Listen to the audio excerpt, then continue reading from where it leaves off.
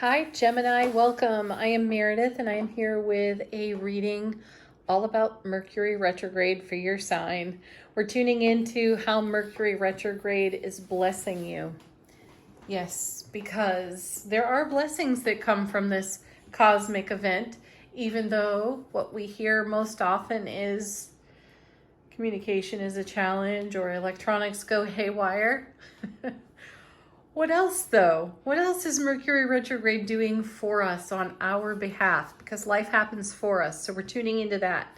We're using the Witch's Tarot for the message, as well as some other oracle decks. And right now, the sun is in Taurus, the moon is in Gemini, in your sign. It's Saturday, the 22nd of April, and on Thursday, the 20th, we had a new moon and a solar eclipse take place in the sign of Aries. Then the sun shifted signs into Taurus, so we're in Taurus season now. And yesterday, the 21st, was the official kickoff of Mercury retrograde, which will conclude on the 14th of May.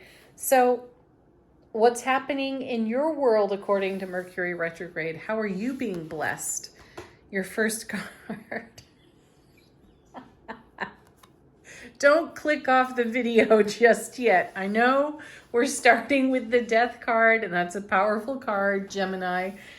This is one all about transformation, though. It's not about actual physical death. It is the ending of something and the beginning of something else. So this is a card about transformation. And as I'm looking at the card, I'm feeling that one of the themes that's come up out of doing these readings, one for each sign of the zodiac, yours is now the 10th video I have done, and there is a great theme of transformation that is coming, I feel, out of the prior eclipses back in the fall, somewhere around Scorpio season or the cusp of Scorpio season. And this is a major arcana card for the sign of Scorpio. So there may be a significant Scorpio in your world that this card relates to or reminds you of, though I feel more inclined intuitively to pay attention to the overlap of the prior eclipse season in the fall to the season we are currently in, and you addressing some of the life experiences, transformative changes that have taken place for you through the winter months. Let's see what comes next. Oh, well, hey now. There's the Ace of Cups. First and foremost, we're going to focus on the simple fact that when an ace appears in a reading, it has the ability to neutralize the challenging messages of cards nearby. So if some of you are taking the nail biter posture as you take a look at this Death card, you've got the Ace of Cups right next to it. This is a divine and cosmic gift of love, bliss, joy, and happiness on overflow.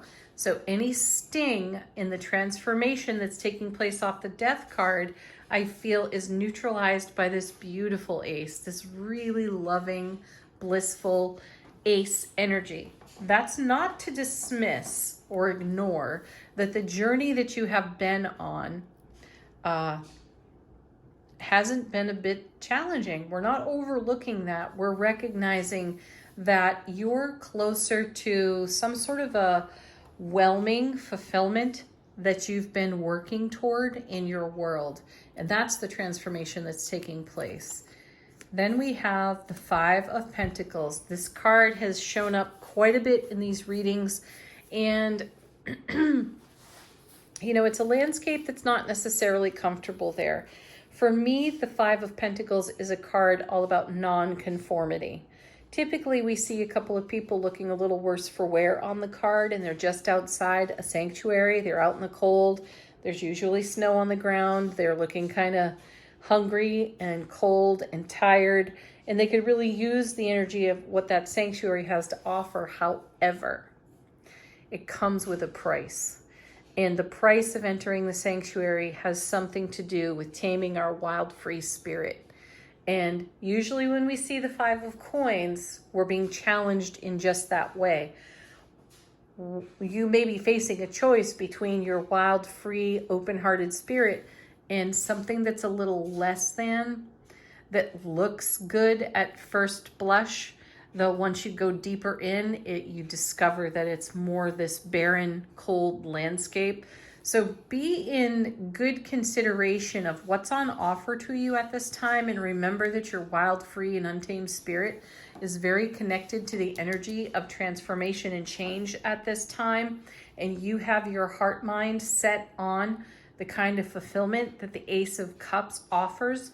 And if there's something in the now that feels a little bit short term that would bring you a level of gratification that you feel could actually be the mother lode in the maturity of this Ace of Cups, don't shortchange yourself by taking advantage of the short-term gratification. Keep your eye on the long-term fulfillment is the message that I'm getting here.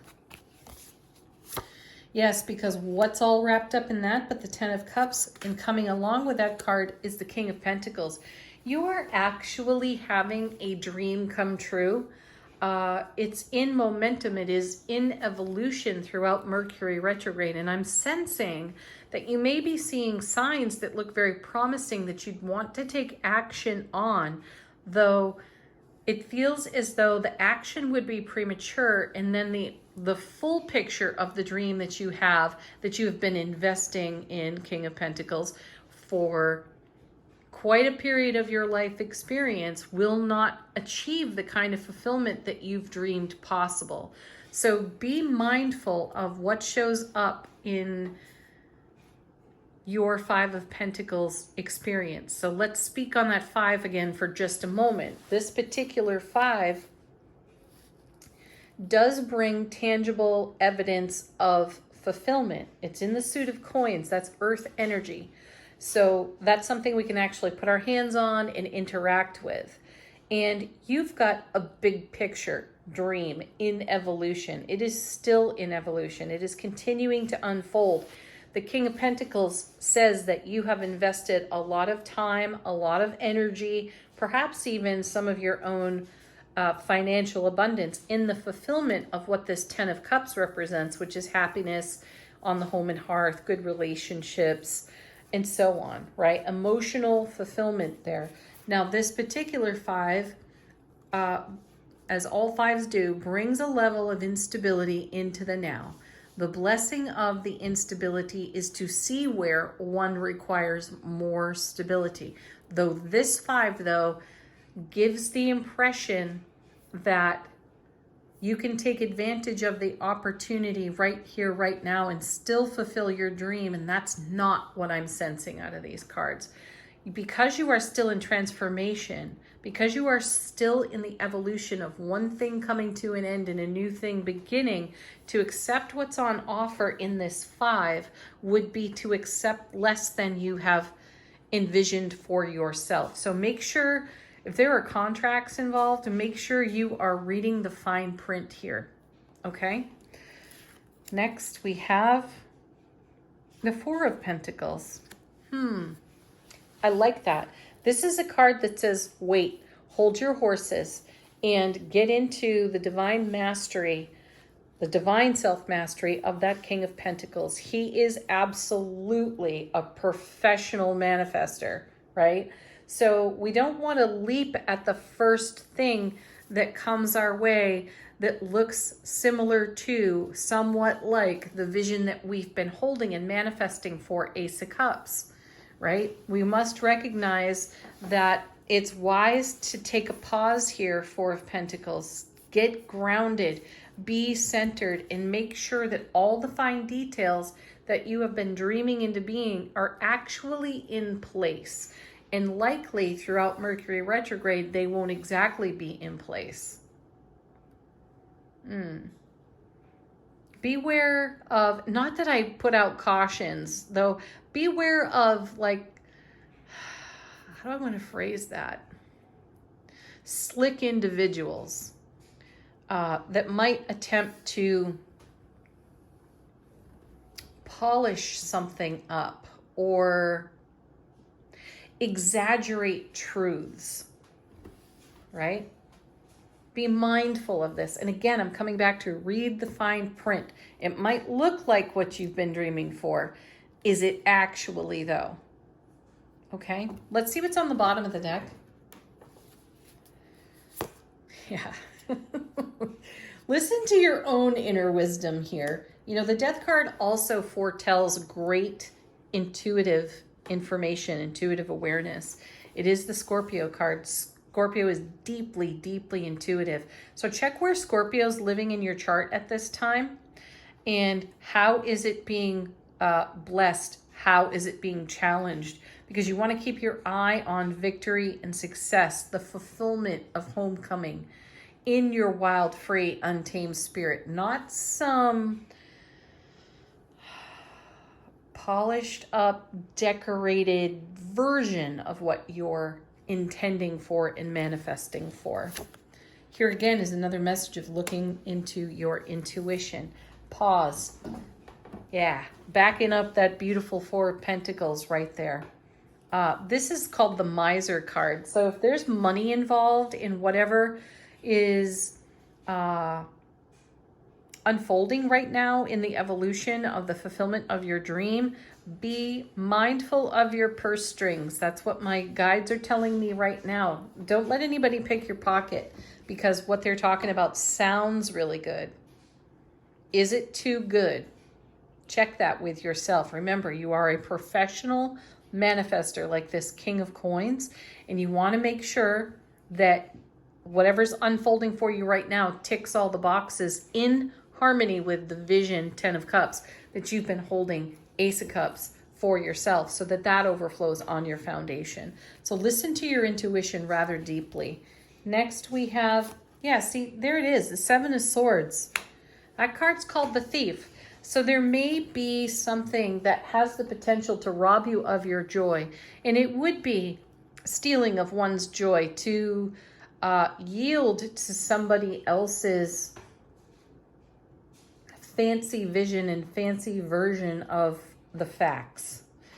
And that's what I'm sensing here. There may be a voice in your atmosphere that is enticing you into something that's more short-term than long-term. So just be really considerate of that through retrograde. And because of the communication challenges that can happen in a retrograde, I'm coming back around again by the encouragement of my own guides and angels and reminding you, this might not be the best time to sign a document. Right? You don't want someone else making off with your dream there, or your investment is what I'm hearing. And then we have the Sun, the happiest card in tarot. Beautiful. I love that we're finalizing the tarot cards on that note, because you have brilliant clarity. Brilliant clarity is being offered to you. So my sense is whatever's unstable on the Five of Pentacles, whether that is represented by energy being served up, offered up by another individual, or if you're even questioning your own journey, choices, and decisions that you've made, the Sun is allowing you to have brilliant clarity and to keep your heart, mind, your focus on what you've been nurturing through a deeply transformative time. What you're in receivership for is the Ace of Cups and the 10 of Cups. We're also running the suit there. So there's a lot of fulfillment between the Ace and the 10. And nothing less than all of that fulfillment will do. So don't get talked out of it by someone else, or do not cave into the whims of your own ego, because that can rob you very swiftly of your own joy on that 7. Remember, 7s are about heaven touching earth, bringing heaven to earth. And that's what the Ace and the 10 are representative of. And that's what the King is indicating you've invested so much of your life force into. Now is not the time to be impetuous, Gemini. Okay, let's check out the Tea Leaf Oracle for you. Isn't that a fun deck? It certainly is interesting to shuffle. So we're checking your tea leaves for further information on offer to you about your Mercury retrograde experience. What do the tea leaves have to say for Gemini? first card, we have Caterpillar. Things will not always be this way. A change is coming. There's some great confirmation to your entire reading. Yeah. And it's just that kind of energy that things will not always be this way, that can engage egos and have us act rashly or impetuously. So you may be finding yourself on that Five of Pentacles in a bit of a debate or an argument with your own self. Allow your soulful presence to take the lead here, not your ego voice or the vulture thoughts. Next we have for you, flowers. Happiness. Yes, a great change and transformation is taking place, bringing you amazing happiness as evidenced by the sun showing up in your reading. Now we have the torch. Spiritual development, enlightenment, awareness, and understanding. Great confirmation to the Two of Swords that we saw here in your reading, and confirmation as well to the Death card. Next, we have the Claw. Be careful. Do not take risks. There it is. There's confirmation and backup to the be mindful, be very awake, aware, and alert to where you could be swayed into impetuous action. Next, we have Haystack. Karma. You will reap what you have sown. Yes, and what you have been sowing here is a long investment evidenced by the King of Pentacles. So if you want the fullness of what you've invested in, early withdrawal is not the way to go. Okay, then we have the Weeping Willow. Oh, family sorrow. Oh, if any of you are experiencing that, my compassion. It could be too that there is some transformation taking place on an old sorrow, pain, loss, or sorrow of the past, which could have an influence on your decision-making process. We keep coming back to that in this reading. So the choices and decisions you are making have to be in alignment with your heart space, not old stories, not old sorrows that you have previously experienced. This is not what you want to transformatively bring into the now. You want to learn from this and garner your gains and leverage your choice for happiness on experiences of the past that may have been less than favorable, so you can turn that energy around for yourself. Okay, from the spirit animal deck, I just don't know the name of, I simply asked the deck what spirit animal is here to support Gemini through the Mercury retrograde, and you have Grizzly Bear, power. I am indestructible. Remember that. Oh, great. I honor my intuition. Oh, that's awesome. And go where it leads. Yes, that's what the Death card is about. That's what brings the victory, success, homecoming in heart space here on the Six of Wands. It's worth waiting for. That's the message I'm getting off this for. So impetuous energy has no place at your table at this time. Remember that too. Love and gentleness are my real strength. I never give up. I will succeed. No doubt you absolutely will. From the Whispers of Love deck, I simply asked, how is love loving you through the Mercury retrograde? And we have embrace your emotions. Don't push down your feelings or judge your emotions. That could be the sorrow right there. You may have some unexpressed emotion that requires some transformation and more love. Ace of Cups, Ten of Cups, not less. You require more love at this time. So nurture yourself through this retrograde and stay the course that you've set for yourself. It's worth waiting for. Have a beautiful retrograde, Gemini. Thank you for watching. Do hit the thumbs up button. So appreciated here. And make sure you check out the daily messages here on the channel as well. Peace. Namaste.